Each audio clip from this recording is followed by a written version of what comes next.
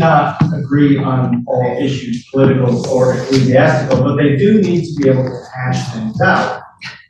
And to the great credit of my colleague, she was willing to a point. At this point, she would say, let's just agree to disagree. I always hated that. The great enlightenment thinker Wolfgang Goethe once said, to tolerate is to insult. Tolerance must only be preparatory to open the way to mutual understanding. True liberalism is acknowledgement and understanding. It seems to me that Goethe's idea might be familiar to you all. If not actually, then at least in spirit. For the spirit of his words is nothing other than the spirit of democracy, enshrined in the first words of our Constitution, we the people. When the founders gathered in Philadelphia to hammer out that Constitution, they broke with two long revered Western traditions. The first tradition they broke was religious establishment, and the second was related, that political rule belongs to the few. Rule of the people, by the people, for the people, and religious disestablishment go hand in hand for the simple reason that if a certain religious view is prescribed, then the sovereignty of the people is denied. When Lincoln elaborated on those first words of the Constitution in the way that I just quoted, he was mourning the enormous loss of life at the Battle of Gettysburg. But he was also working out in his head how it could be that reasonable people could offer him such diametrically opposed advice on the question that had been occupying his mind and the nation for months, the question of the emancipation of slaves. Lincoln considered the Declaration of Independence to be, in the words of James Madison, the fundamental act of the union of these states. And so, despite the fact that the Constitution was purchased in a devil's pact with slavery, we, the people, ultimately meant that the Constitution must be understood as a process leading toward government of the people, by the people, for the people. As he put it, that meant, quote, simply to declare the right so that the enforcement of it might follow as fast as circumstances permit. Goethe's 18th century liberalism has nothing to do with today's liberal versus conservative debate. It might be summed up the way the dean of my divinity school once put it to me.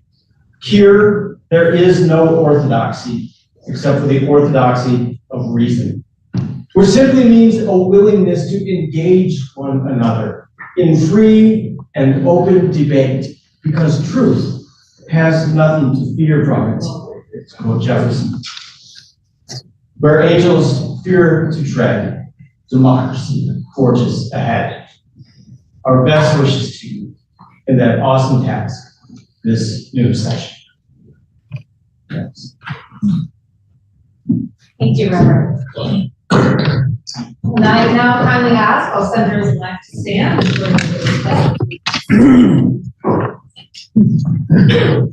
I pledge allegiance to the flag of the United States of America and to the republic for which it stands, one nation, under God, indivisible, with liberty and justice for all.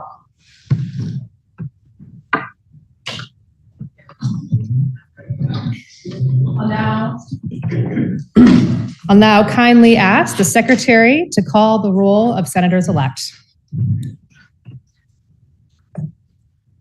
Addison District, Senator Christopher A. Gray. Present. Senator Ruth Ellen Hardy. Present. Bennington District, Senator Brian A. Campion. Here. Senator Richard W. Sears Jr. Present. Caledonia District, Senator M. Jane Kitchell. Present. Chittenden Central District, Senator Philip E. Baruth. Present. Senator Martine LaRock Ulick. Present. Senator Tanya C. Bihorsky. Present. Chittenden North District, Senator Irene Ava Renner. Present. Chittenden Southeast District, Senator Thomas I. Chittenden. Here. Senator Virginia B. Lyons. Present. Senator Keisha Rom Hinsdale. Present. Essex District, Senator Russell H. Ingalls. Present. Franklin District, Senator Randolph D. Brock. Senator Robert W. Norris. Present. Grand Isle District, Senator Richard T. Mazza. Present. Lamoille District, Senator Richard A. Westman. Orange District, Senator Mark A. McDonald. Here. Orleans District, Senator Robert A. Starr. Present. Rutland District, Senator Brian P. Collmore. Present. Senator David H. Weeks. Here. Senator Terry K. Williams. Here. Washington District, Senator Ann E. Cummings. Present. Senator Andrew J. Hirschman. Present. Senator Ann Elizabeth Watson. Present. Wyndham District, Senator Wendy K. Harrison. Present. Senator Nader A. Hashim. Present. Windsor District, Senator Allison Clarkson. Present. Senator Richard J. McCormack. Present. Senator Rebecca Elizabeth White. Present. The roll has been called, and it appears that 28 of the 30 senators-elect are present and in their seats, and that a quorum does exist, and we are ready to do business. The 28 senators-elect present in their seats will now rise, please, to receive the oath of office from the secretary.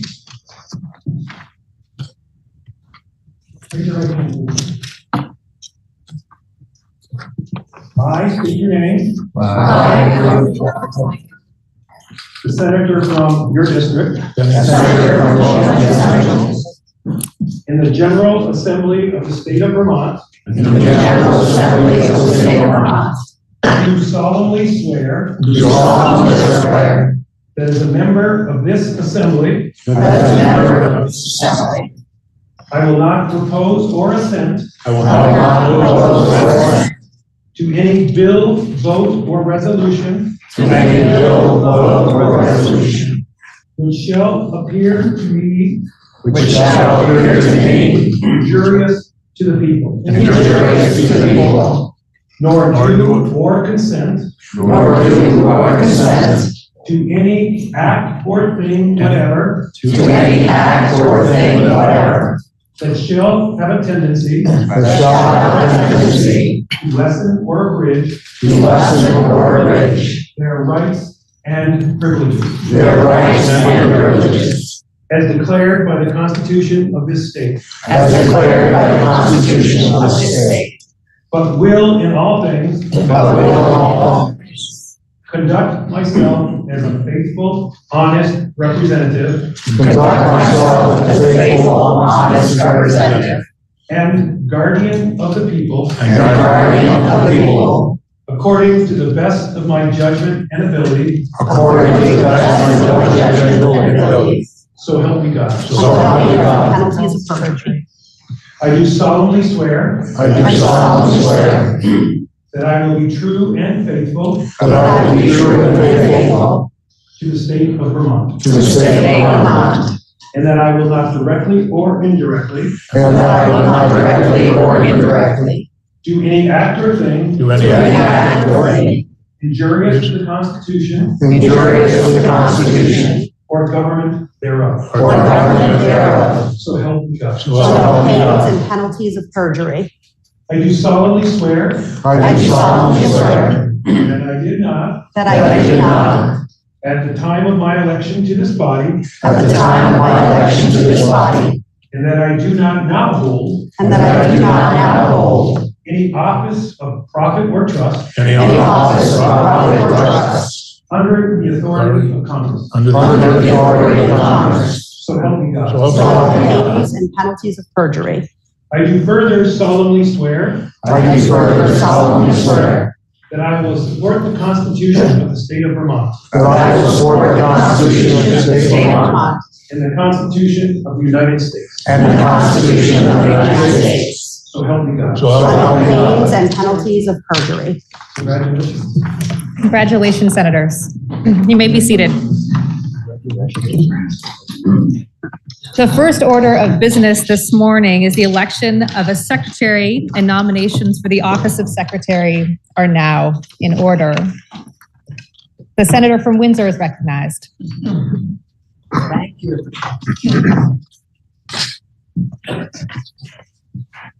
Great to be here. It gives me great pleasure to nominate John Bloomer as Secretary of the Senate for this upcoming biennium of 2023-24. Part of what makes John Bloomer such a super Secretary of the Senate is that he has experienced what it's like to be a Vermont state senator. For 8 years, from 1997 to 2004, John served Rutland County as one of their senators, after which he took a modest break and returned to the Senate, to the State House, to be elected Secretary of the Senate in 2011. The education of John Bloomer, I feel like it's important. The education of John Bloomer began in West Rutland and continued at Williams College. Before he earned his JD from Rutgers University, he secured a master's degree in economics from the University of Pennsylvania. An important aspect of John's education, and part of what makes John uniquely qualified for this job, is that he comes from a long line of Vermont political leaders. A credit to that legacy are the words that are most often used to describe him: trustworthy, a person of integrity, knowledgeable, clever, shrewd, and a savvy strategist. John gives wise counsel, dispenses advice in a nonpartisan fashion, and knows the Senate rules inside and out. He is an amazing resource for every senator. Most importantly, John is a good listener. Every question gets a considered response.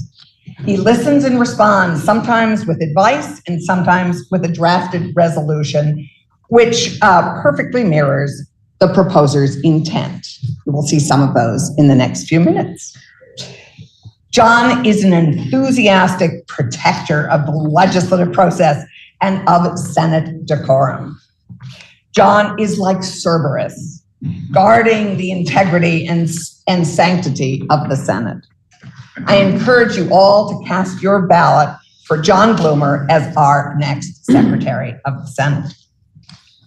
Thank you, Senator. The senator from Windsor has placed the name of John H. Bloomer Jr. of Wallingford in nomination for the office of Secretary of the Senate. Is there a second to the nomination? The senator from Rutland is recognized. Thank you, Madam President.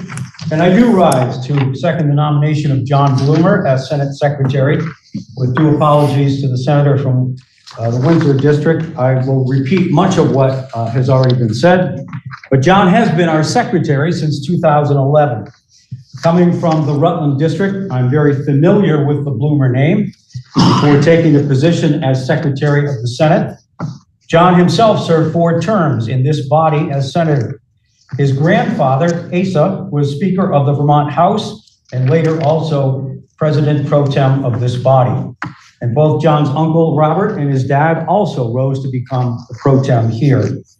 But what stands out most about John is his ability to be objective and nonpartisan. The current senator from the Grand Isle District, and I did a bit of research reading a 7 Days article, he was quoted as saying, no matter what party you are in, John is very careful not to recommend one side or the other of any issue. He simply gives you the facts. At the time, former Senate Pro Tem John Campbell said, quote, "The one word that describes John is integrity." At the time, former Senator David Zuckerman described John as a straight shooter. Zuckerman said he'd never seen John show his politics. He's always, quote, non-revealing. Many of us have had occasion to ask John for input and or advice about legislation and procedure. He's treated us all with courtesy and respect and can always be counted on to be 100% honest and nonpartisan. Indeed, I've tried to probe at times to see if I could get him to reveal what he really thought about a particular bill or resolution. All I've ever gotten for those efforts is his trademark grin. I do know one thing, Madam President, the Senate is a far better place because of John Bloomer. Thank you. Thank you, Senator. The motion has been made and seconded that John H. Bloomer Jr. of Wallingford be elected as Secretary of the Senate. Are there any other nominations for the office?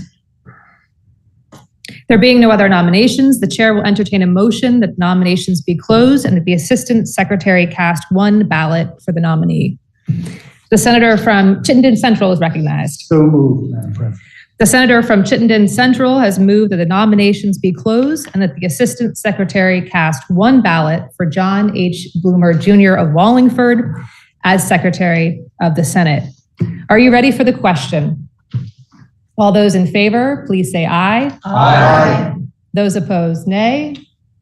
The ayes have it, and John H. Bloomer Jr. of Wallingford is declared elected to the office of the Secretary of the Senate for a 2-year term.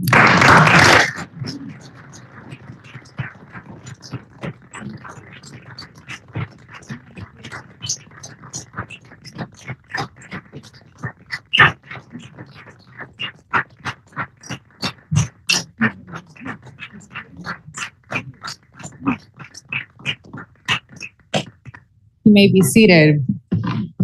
We'll now administer the oath. Please raise your right hand and repeat after me. I, John H. Bloomer Jr., solemnly swear I, John H. Bloomer Jr., solemnly swear that I will be true and faithful that I will be true and faithful to the state of Vermont, to the state of Vermont, and that I will not directly or indirectly and that I will not directly or indirectly do any act or thing injurious to the Constitution or government therein. do anything injurious to the Constitution or government therein. So help me God. So help me God. I solemnly swear I solemnly swear that I will faithfully execute that I will faithfully execute the office of Secretary of the Senate the office of Secretary of the Senate for the state of Vermont, for the state of Vermont, and will therein do equal right and justice to all people, to equal right and justice to all people, to the best of my judgment and ability, to the best of my judgment and ability, according to law, according to law. so help me God. So help me God. I solemnly swear I solemnly swear that I will support the Constitution of the state of Vermont that I will support the Constitution of the state of Vermont and the Constitution of the United States, and the Constitution of the United States. so help me God. So help me God. Congratulations, Mr. Secretary. Thank you.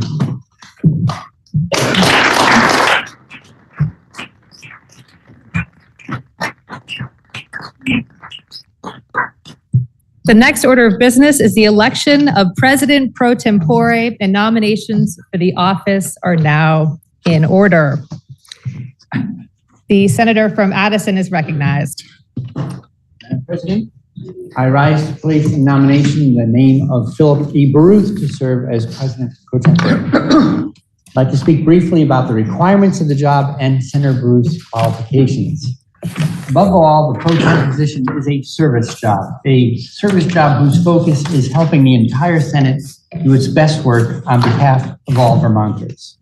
It's a job that requires an informed, broad vision of the Senate and General Assembly. It also requires a sensitivity to the everyday needs of Vermonters, as well as a sense of their aspirations.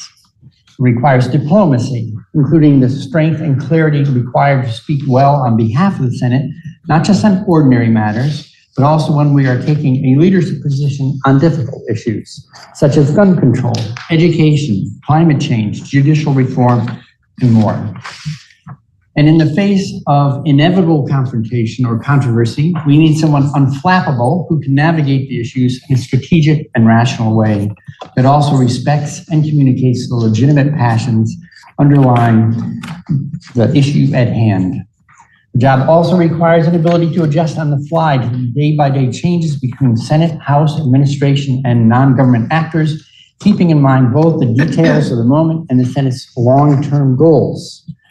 It's a job that requires an acute awareness of the traditions of the Senate and its rules, which are beguilingly brief, leaving almost as much unwritten as written, and thus requires an experienced practitioner and manager of Senate floor work. It's a job that requires a healthy and friendly working relationship with every senator, regardless of party or any other facts. Having worked with Senator Baruth for a decade, it is clear to me that he meets or exceeds every one of these requirements. And Senator Baruth's own past record demonstrates his readiness for the pro tem position. It includes serving for 4 years as our majority leader and serving for 4 of his 10 years as chair of the Education Committee. I could go on filling in more details, but instead I want to close by pointing to his work outside the legislature at UVM, where he's been teaching English, including writing, for 3 decades. It is Senator Baruth's work as a writing teacher that demonstrates most clearly his fundamental orientation to life, to help others find and best express their own voice. I think Senator Baruth will, as our pro tem, help the Senate to find and best express its own voice, including all of yours. I heartily recommend your support for Senator Philip E. Baruth to serve as President pro tem. Thank you, Senator. The senator from Addison has placed the name of Philip E. Baruth, the senator from Chittenden Central, in nomination for the office of President pro tempore. Is there a second to the nomination? The senator from Chittenden Central, Senator Gulick, is recognized. Thank you, Madam President. I rise to second the motion to nominate Senator Phil Baruth to be Senate pro tempore. He's right next to me, right here. I've known Senator Baruth for many years and have admired both his advocacy work and his leadership. He's a valued public servant in our community, a writer, former radio commentator, and an incredibly successful English professor, not to mention a fantastic father. Over the years, I've spoken to Senator Baruth about the challenges facing public education, and I've asked for his insights into how to improve outcomes for students. Having someone from within the legislature take their time to share their perspective and paint a realistic picture of the landscape facing any issue is both helpful and empowering to those of us working outside of the legislature. And I so appreciate the time that he has shared with me and my community as well. Having my own personal experience with the trauma of gun violence, I have always been particularly thankful for Senator Baruth's bold support of common sense gun legislation. As we all know, this is an act of great courage in our country. The Senate pro tem's job is a combination of policy expertise and relationship building. And there is no doubt Senator Baruth, with his work ethic and his focus on fairness and reason, will excel at both. And as part of our leadership, he will take us to new legislative heights here in the Senate at a critical moment in history. I am both happy and honored to second the nomination of Senator Phil Baruth to be Vermont's next Senate pro tempore. Thank you. The motion has been made and seconded that Philip E. Baruth, the senator from Chittenden Central, be elected as President pro tempore. Are there any other nominations for the office? There being no other nominations, the chair will entertain a motion that nominations be closed and that the secretary cast 1 ballot for the nominee. The senator from Windsor is recognized. So moved. The senator from Windsor District has moved that the nominations be closed and the secretary cast 1 ballot for Philip E. Baruth as President pro tempore. Are you ready for the question? All those in favor, please say aye. Aye. Those opposed, nay. The ayes have it, and Senator Philip E. Baruth of Chittenden Central is hereby declared elected to the office of President pro tempore.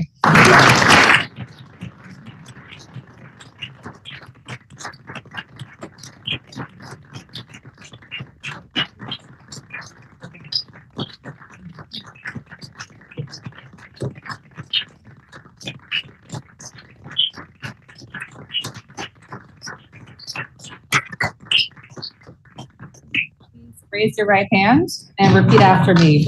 I, Philip E. Baruth, solemnly swear I, Philip E. Baruth, solemnly swear that I will be true and faithful that I will be true and faithful to the state of Vermont, to the state of Vermont, and that I will not directly or indirectly and that I will not directly or indirectly do any act or thing do any act or thing injurious to the Constitution injurious to the Constitution or government thereof. or government thereof. So help me God. So help me God.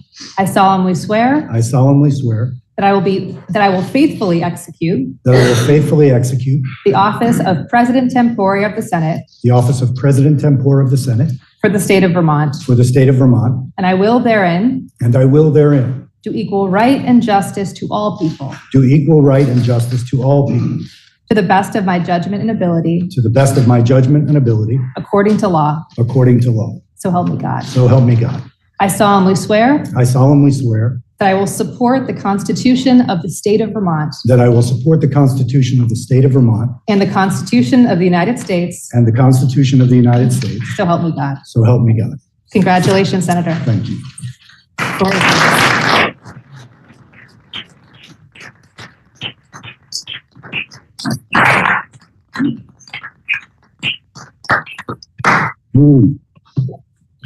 Thank you. Thank you all. Especially thank you for that single vote of confidence. It means the world to me. All of this means the world to me. In fact, the only thing missing today is my mother, who loved a good solemn ceremony more than anyone I can think of.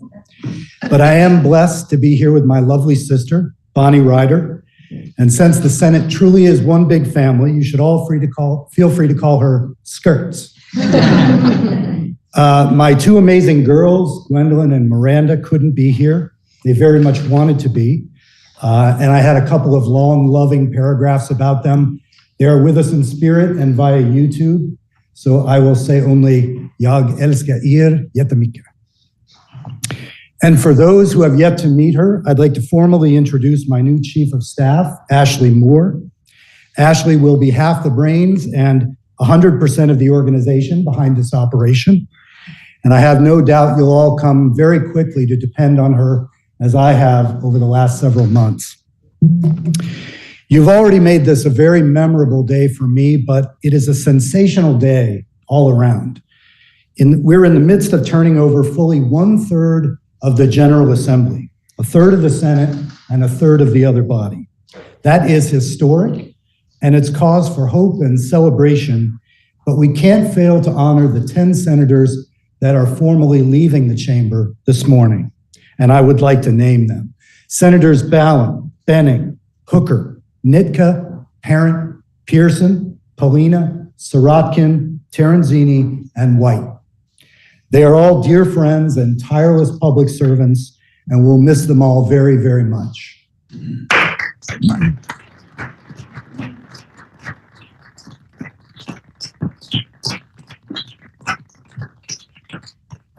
In their place, we have 10 fresh faces. Look around the chamber. It's an astonishing rate of change. The voters are always right, but sometimes they're more right than others. And in this case, they've sent us a highly impressive group indeed, representing all three of the major political parties. I've spent a lot of time over the last 6 months thinking about you incoming senators. And in my head, I now refer to you collectively as the Big Ten.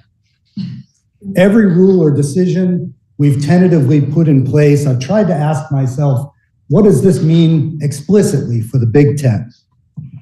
Because that's one of leadership's biggest responsibilities. That is Senator Clarkson, Senator Perchlik, and myself, not just to make you all feel welcome, but to make you feel effective. Not just to show you the ropes, but to give you some actual access to them, to empower you on behalf of your constituents back home. And the first step toward empowerment is to make sure that you're not disempowered or sidelined by an unforeseen family emergency. That means we'll need to reconsider the rules that reflect the more diverse body the rules now control. In addition to senators caring for aging family members, we now have senators caring for and even expecting infants in the coming session. So later this morning, I'll be offering a resolution allowing any senator to appear, debate, and vote remotely, so long as they or a family member they care for are facing a true short-term crisis in coverage.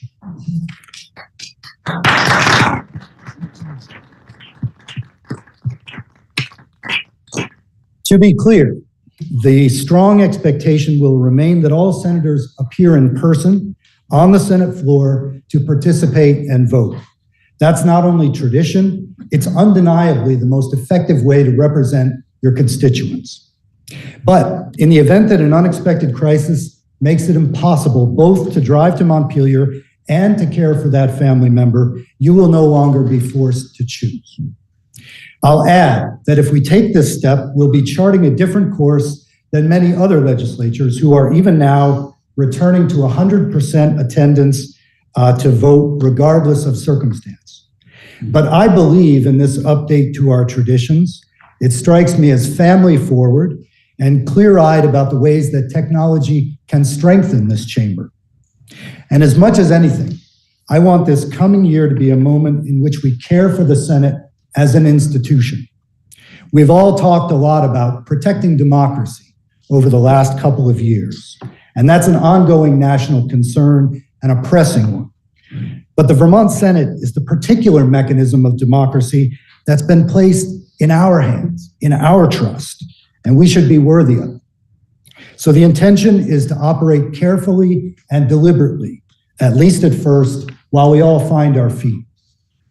We will make mistakes. I will make mistakes. But my hope is that together we'll learn and adapt quickly, and that we'll keep our tempers and our sanity. And speaking of learning, let me suggest to my new colleagues the single most efficient route to knowledge in the Vermont State House, our Senate Secretary, John Bloomer. I spent way too many years in school, and I took way more classes than I care to count, but I have never learned more from a single individual about a single subject than I've learned from Secretary Bloomer about the workings of the Vermont legislature. You'll find him most afternoons sitting right where he's sitting now, working quietly, but always ready to stop and chat. He will strategize with you about your bills, and he will never spill your secrets, so seek him out. But no matter how careful we are this year and next, the truth is that the crises we can all see now, the mental health crisis, the ongoing COVID pandemic, the opioid epidemic, the housing crunch, global warming and gun violence, childcare deserts, the challenges our seniors face, aging in place, these are all only part of what we'll face together. Inevitably, there will be completely unforeseen emergencies that we can't even imagine as we sit here today.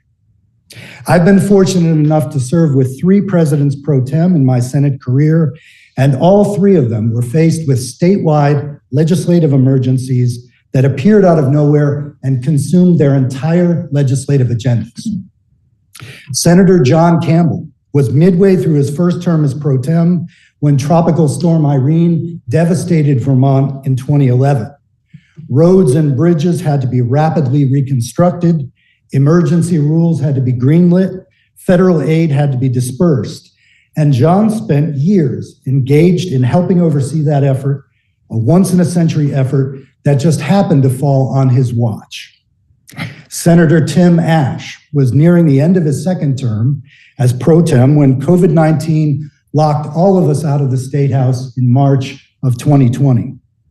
It was Tim who pioneered our transition to an entirely remote Senate just a few short weeks later, making us one of the first states to adjust to pandemic-era legislating. His real-time updates on the COVID epidemic became a must-watch content for people in every corner of the state.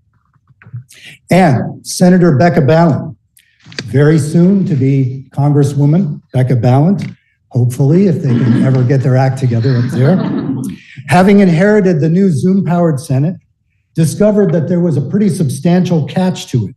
Someone needed to be here in person during the lockdown on the physical Senate floor in order to anchor the remote proceedings.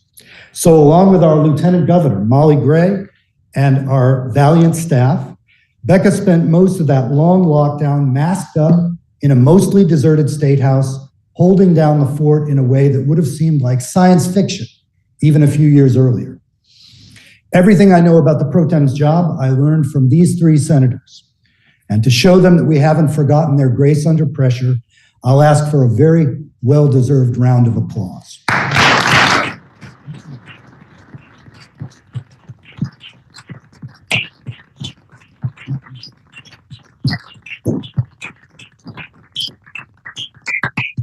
My point is this: as tough as we think the next 2 years will be, they will almost certainly be tougher, and we will have only each other to lean on.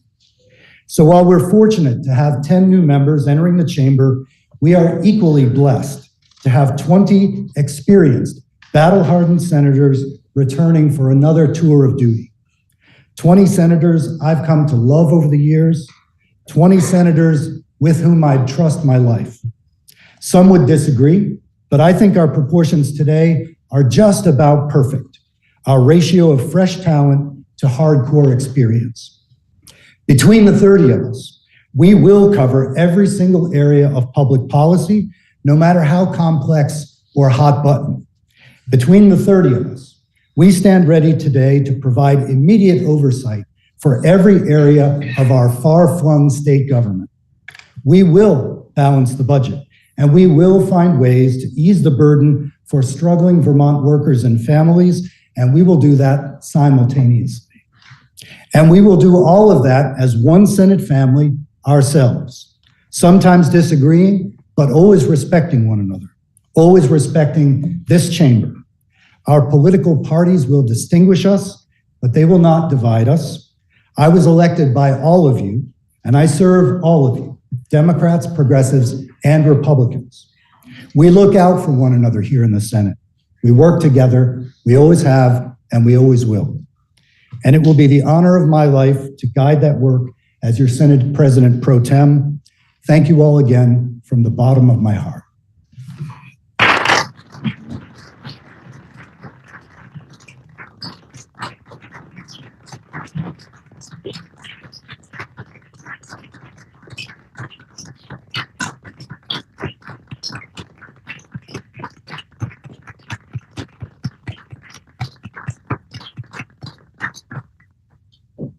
We have more business.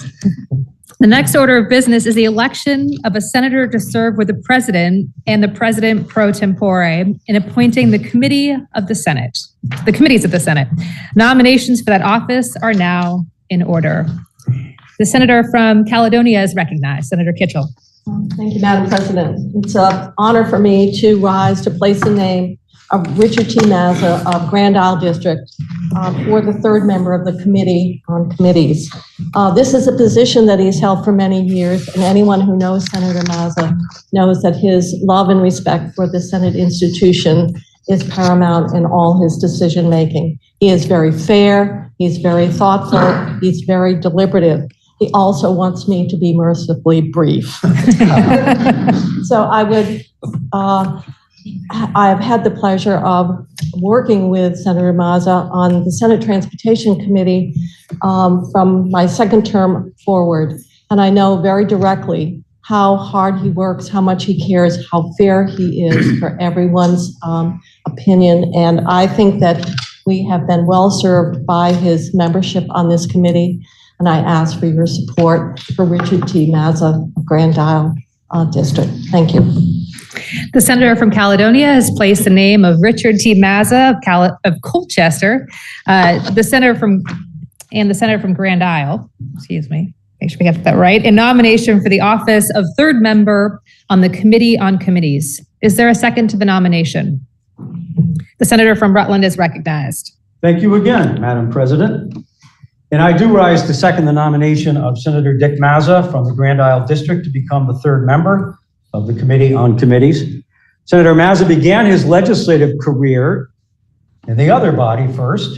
He was elected in 1972 and served in the House until 1977. He then came to his senses and ran successfully for the Senate seat in 1984 and has served continuously in this body since then. He has served as the third member of the Committee on Committees since 1997. So it's a very difficult job that committee has to somehow, as I look at it, figure out a 30-piece puzzle. 30 senators, all of whom have expressed their own choices about which committees they want to serve on. Senators who are from different political parties, different regions of the state, different philosophies, different personalities and backgrounds. The committee's charge is to take all of those variables into consideration and then make committee assignments which will allow particular pieces of legislation and resolutions to be looked at fairly and completely with opposing viewpoints on any issue always being heard. All of us who know Senator Mazza know him to be approachable and fair. His 26 years experience in helping make committee assignments give him great understanding in assuring that the committees can function efficiently and for the benefit of not just this body, but for all Vermonters. I am pleased to second his nomination. I've also found Dick to be the best dressed legislator in the building. Thank you. The motion has been made and seconded that Richard T. Mazza from Grand Isle be elected as the third member of the Committee on Committees. Are there any other nominations for the office? There being no other nominations, the chair will entertain a motion that nominations be closed and the secretary cast one ballot for the nominee. The senator from Chittenden Central is recognized. So moved, Madam President. The senator from Chittenden Central has moved that the nominations be closed and that the secretary cast one ballot for Richard T. Mazza as third member of the Committee on Committees. Are you ready for the question? All those in favor, please say aye. Aye. Those opposed, nay. The ayes have it, and Richard T. Mazza of Grand Isle is declared elected to the office of third member of the Committee on Committees for a 2-year term.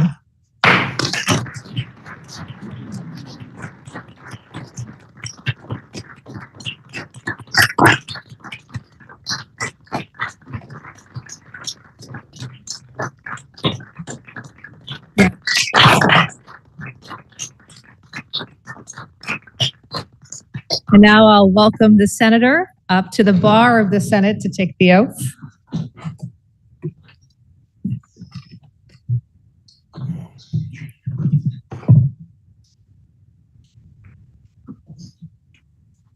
Please raise your right hand and repeat after me. I, Richard T. Mazza, solemnly swear I, Richard T. Mazza, solemnly swear that I will be true and faithful I will be true and faithful to the state of to Vermont, the state of Vermont, and that I will not directly or indirectly and that I will not directly or indirectly do any act or thing do any act or thing injurious to the Constitution injurious to the Constitution or government thereof. or government thereof. So help me God. So help me God. I solemnly swear I solemnly swear that I will faithfully execute that I will faithfully execute the office of third member of the Committee on Committees of the Senate the third member of the Committee on Committees of the Senate for the state of Vermont, for the state of Vermont, and I will therein and I will therein do equal right and justice to all people do equal right and justice to all people to the best of my judgment and ability, to the best of my judgment and ability, according to law, according to law. so help me So help God. me God. I solemnly swear I solemnly swear that I will support the Constitution of the state of Vermont that I will support the Constitution of the state of Vermont and the Constitution of the United States, and the Constitution of the United States. so help me So help God. me God. Congratulations, Thank you Senator. very much. Thank you.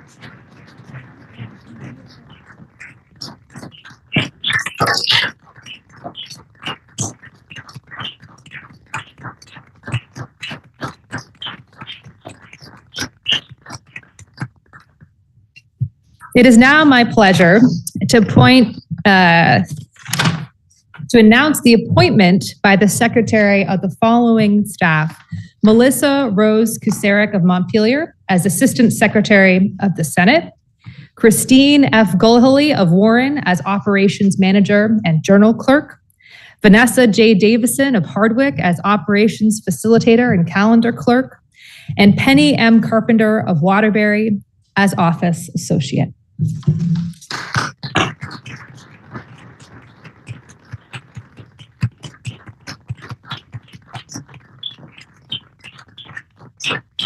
And I'll now ask the Assistant Secretary present herself at the bar of the Senate and receive the oath from the Secretary. Do you want to do it up here? Come on up. Okay.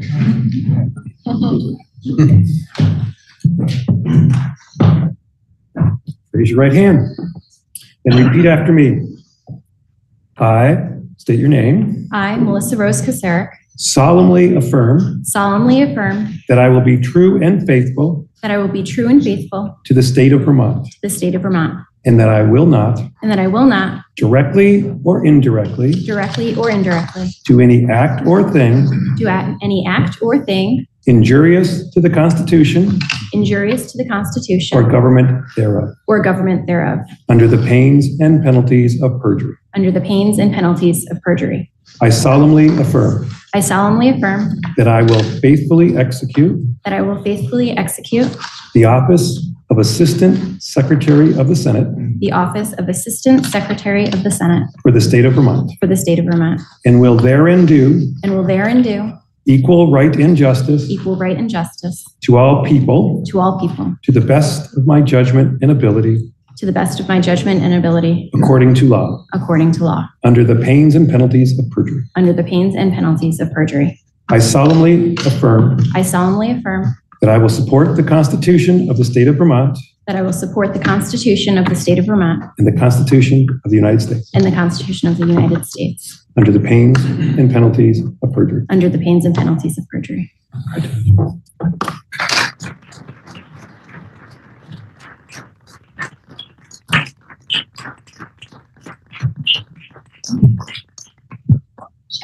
The Senate is now ready to do business, and we have a few Senate resolutions, a number in fact, and joint resolutions to take up at this time.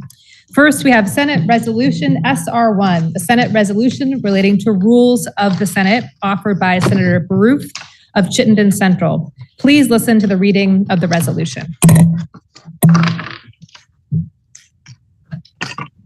In the 2023 biennial session, the Senate be governed by the permanent rules of the Senate as in effect at the end of the 22 adjourned session until others are adopted, with the following amendments. First, permanent rule 2A is amended to read as follows. 2A, the senators from the Addison Senatorial District shall occupy seats numbered 18 and 19. From the Bennington Senatorial District, seats numbered 5 and 6. From the Caledonian Senatorial District, seat number 26. From the Chittenden Central Senatorial District, seats numbered 10, 11, and 12. From the Chittenden North Senatorial District, seat number 27. From the Chittenden Southeast Senatorial District, seats number 7, 8, and 9. From the Essex Senatorial District, seat number 3. From the Franklin Senatorial District, seats number 20 and 21. From the Grand Isle Senatorial District, seat number 25. From the Lamoille Senatorial District, seat number 1. From the Orange Senatorial District, seat number 4. From the Orleans Senatorial District, seat number 2. From the Rutland Senatorial District, seats number 22, 23, and 24. From the Washington Senatorial District, seats number 28, 29, and 30. From the Wyndham Senatorial District, seats number 16 and 17. And from the Windsor Senatorial District, seats number 13, 14, and 15. Now you've heard the reading of the resolution. The question is, shall the resolution be adopted by the Senate? Are you ready for the question? All those in favor, please say aye. Aye. Those opposed, nay. The ayes have it, and you've adopted the resolution. There's another Senate resolution for adoption, SR2, Senate resolution relating to concurrently conducted electronic committee meetings, introduced by the senator from Chittenden Central. Please listen to the reading of the resolution. Resolved by the Senate. Notwithstanding the language in Permanent Senate Rule 32A, limiting the applicability of Senate Rule 32A to declarations of emergency, the provisions of Permanent Senate Rule 32A regarding committee meetings shall be in effect until March 3, 2023. Now you've heard a reading of the resolution. The question is, shall the resolution be adopted by the Senate? Are you ready for the question? All those in favor, please say aye. Aye. Those opposed, nay. The ayes have it, and you've adopted the resolution. We now have SR3 relating to electronic participation in Senate sessions, also offered by Senator Baruth of Chittenden Central. Please listen to the reading of the resolution. resolved by the Senate that a temporary rule be designated by Rule 9B be adopted to read as follows. Rule 9B, temporary rules regarding electronic participation in Senate sessions. Subsection A1. Senate sessions shall return to in-person legislating, except a senator may participate, debate, deliberate, and vote pursuant to the procedures of the Senate Rule 9A in concurrently conducted electronic sessions on a temporary emergency basis if A, the senator has tested positive for or is diagnosed with COVID-19 and is within a required period of isolation. B, the senator has COVID-19 symptoms and is awaiting the results of a diagnostic test.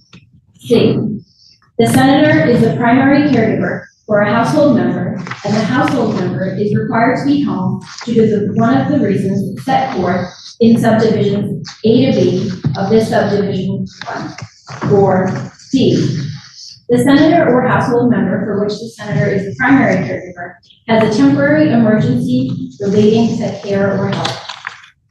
2, a senator may avail themselves of section A1D for no more than 2 consecutive days. A senator may request the Rules Committee to authorize a longer duration of participation under section A1D. B, this temporary rule shall remain in effect through Friday, March 3, 2023. The question is, shall the resolution be adopted by the Senate? Are you ready for the question? The senator from Chittenden Central is recognized. Thank you, Madam President. I'd like to just take a minute and explain the intent here and what we believe the Senate Secretary and I in drafting this accomplishes. Just to clarify, under the other rule that we just passed, committees will be able to function remotely at the behest of the chair. So if the chair so designates, the committee can have a hybrid presence with some people at home, some people in the committee room. They can make the same decision about witnesses. So that again is at the behest of the chair. They can also determine whether people can vote remotely. So that's all within the purview of the chair under another rule. Under the current rules, the Senate chamber would be in person only to participate and vote unless you had COVID exposure, diagnosis, etc. In thinking about this and in watching over the past year, it became apparent that for reasons that were various, but one of which was the workforce shortage, we had senators who would unexpectedly run up against a crisis in care where they were supposed to have a caregiver come to their home. That person wouldn't show up because of, again, the vagaries of the workforce. So the thought was to provide a temporary measure in just such a case to allow that senator to remotely participate. Now, the debate that the Senate Secretary and I engaged in to try to wrap our heads around the totality of the issue was there is no doubt that being in the building makes you a more effective legislator. You represent your constituents most effectively by being here. And there is a long, long unbroken tradition of the need for physical presence on the floor to vote. So we wanted to make sure that that stayed in place while still allowing for these temporary unplanned emergencies. So if I could direct senators to the language in the resolution, you'll see that under subsection D, it says the senator or the household member for which the senator is the primary caregiver has a temporary emergency relating to health or care. To be clear, this is covering only unforeseen emergencies. A senator can't plan to use this rule, but they can use it without prior authorization from the Rules Committee, my office, or anyone else. Notification is required that you're going to be using this so that the Senate staff can be prepared, but you don't need permission if you fall under that rule for 2 days. Then you'll notice that it's possible for the Rules Committee to authorize a longer use of this, but that would require a meeting of the Rules Committee, a positive vote from that body. The last thing I'll mention is that this stays in place until town meeting day. Very much the intention is to watch how this rolls out, to make sure that there aren't unintended consequences, and then to revisit it, and if everything goes smoothly, to reauthorize it on town meeting day, or when we come back from town meeting day. So that is the intent, the short history, and I'm happy to answer other questions, but otherwise I will just leave it to the vote, Madam President. The question is, shall the resolution be adopted by the Senate? Are you ready for the question? All those in favor, please say aye. Aye. Those opposed, nay. The ayes have it, and you've adopted the resolution. We now have SR4, a Senate resolution relating to appointment of a committee to inform the governor of the organization of the Senate, offered by the senator from Windsor, Senator Clarkson. Please listen to a reading of the resolution. Resolved by the Senate that a committee of 4 senators be appointed by the President to wait upon His Excellency the Governor and to inform him that the Senate has organized and is ready on its part to proceed with the business of the session. Now you've heard the reading of the resolution. The question is, shall the Senate adopt the resolution? Are you ready for the question? All those in favor, please say aye. Aye. Those opposed, nay. The ayes have it, and you've adopted the resolution. We now have SR5, a Senate resolution relating to informing the House of the organization of the Senate, also offered by Senator Clarkson of Windsor.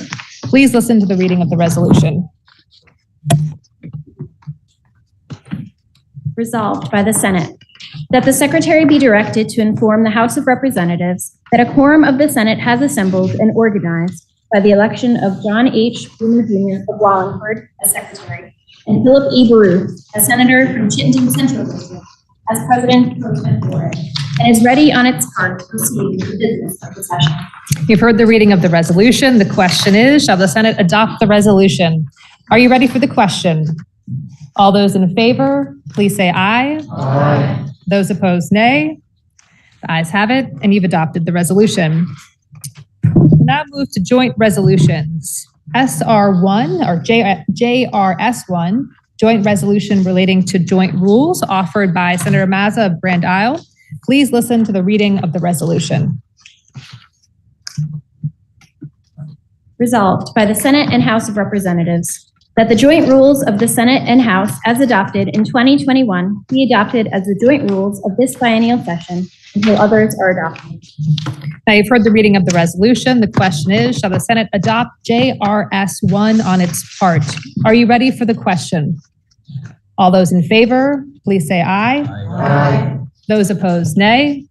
The ayes have it, and you've adopted JRS1. We have another joint resolution, JRS2, a joint resolution to provide for a joint assembly to receive the report of the committee appointed to canvass votes for state officers, offered by Senator Baruth of Chittenden Central. Please listen to the reading of the resolution. Resolved by the Senate and House of Representatives that the two houses meet in joint assembly on Thursday, January 5, 2023, at 10 o'clock in the forenoon to receive the report of the joint canvassing committee appointed to canvass votes for governor, lieutenant governor, state treasurer, secretary of state, auditor of accounts, and attorney general. And if it shall be declared by said committee that there has been no election by the voters of any said state officers, then proceed forthwith to elect such officers as have not been elected by the voters. Now you've heard the reading of the resolution. The question is, shall the Senate adopt JRS2 on its part? Are you ready for the question? All those in favor, please say aye. Aye. Those opposed, nay. The ayes have it, and you've adopted JRS2. We also have JRS3, a joint resolution to provide for a joint assembly to hear the inaugural message of the governor, offered by Senator Baruth of Chittenden Central. Please listen to the reading of the resolution. Resolved by the Senate and House of Representatives that the two houses meet in joint assembly on Thursday, January 5, 2023, at 2 o'clock in the afternoon to receive the inaugural message of the governor. The question is, shall the Senate adopt JRS3 on its part? Are you ready for the question? All those in favor, please say aye. Aye. Those opposed, nay. The ayes have it, and you've adopted JRS 3. We also have JRS 4, a joint resolution relating to town meeting adjournment offered by Senator Baruth of Chittenden Central. Please listen to the reading of the resolution. Resolved by the Senate and House of Representatives that when the two houses adjourn on Friday, March 3, 2023, or Saturday, March 4, 2023, they need to meet again no later than Tuesday, March 14, 2023. You've heard the reading of the resolution. The question is, shall the Senate adopt JRS 4 on its part? Are you ready for the question? All those in favor, please say aye. Aye. Those opposed, nay. The ayes have it, and you've adopted JRS 4. We have one additional joint resolution, JRS 5, a joint resolution to provide for a joint assembly to hear the budget message of the governor, introduced by Senator Kitchell of Caledonia. Please listen to the reading of the resolution. Resolved by the Senate and House of Representatives that the two houses meet in joint assembly on Friday, January 20, 2023, at 1 o'clock in the afternoon to receive the budget message of the governor. You've heard the reading of the resolution. The question is, shall the Senate adopt JRS 5 on its part? Are you ready for the question? All those in favor, please say aye. Aye. Those opposed, nay. The ayes have it, and you've adopted JRS 5. Pursuant to the provisions of SR 4, I hereby appoint as the committee to inform the governor that the Senate is ready to proceed with the business of the session the following senators. So I'll kindly ask to rise: Senator Clarkson, Senator Perchlik, Senator Collmore, and Senator Campion. Senators, you may proceed to perform your duties, and the Senate shall stand at ease until the fall of the gavel to await your report. The Senate will stand at ease.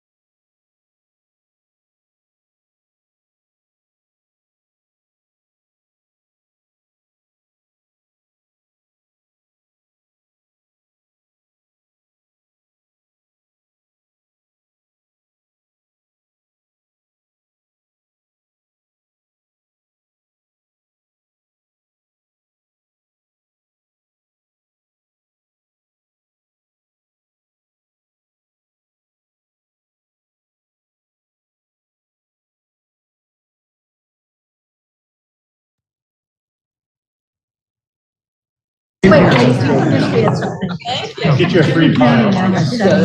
I know. Worried about the. Well, you have 8. These are old. Look and see if there's any bomb.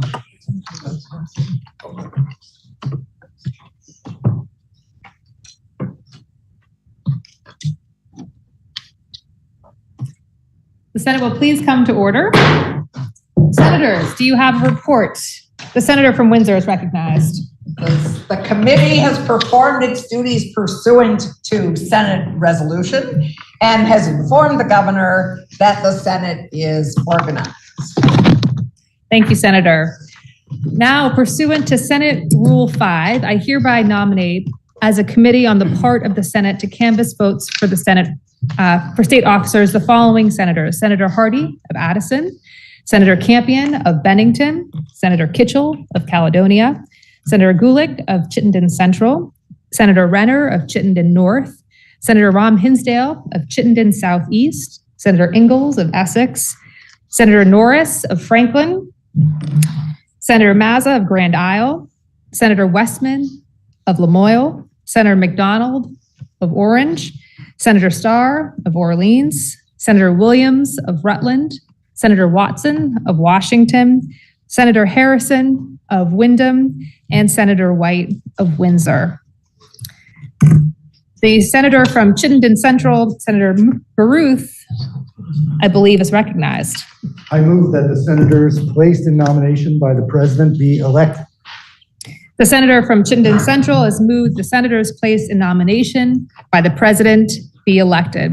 The question is, shall these nominees for the canvassing committee be elected? Are you ready for the question? All those in favor, please say aye. Aye. Those opposed, nay.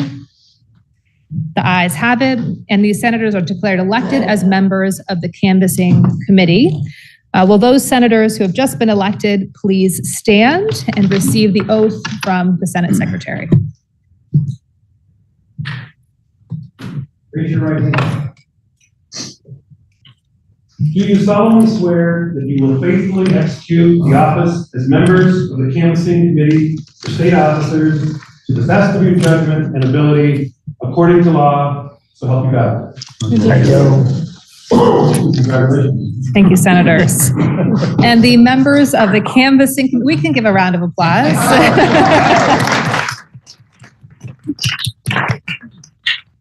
The members of the canvassing committee will meet with the Secretary of the State at approximately 3 p.m. I think previously it was mentioned that the meeting would happen in room 11, but it's actually the House chamber. So meet at 3 p.m. in the House chamber.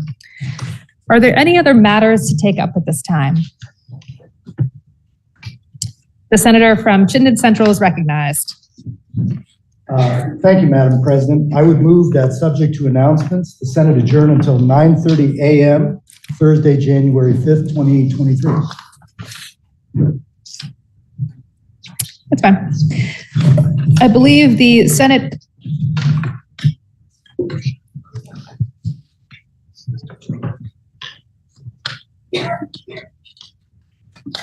I have one addition to the canvassing committee, and we're going to just take a step back for a moment. Would it help to withdraw my motion? It would help, yes. I The senator from Chittenden Central is recognized. Withdraw my hasty motion. Thank you. The senator from Addison, Senator Hardy, is indeed has been nominated by the chair as the joint canvassing committee chair to canvass votes for state officers. Congratulations, Senator.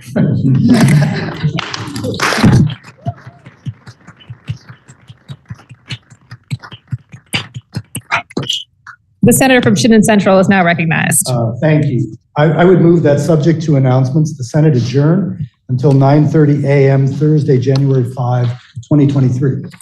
I'm going to make a small amendment to your motion per the guidance of the secretary.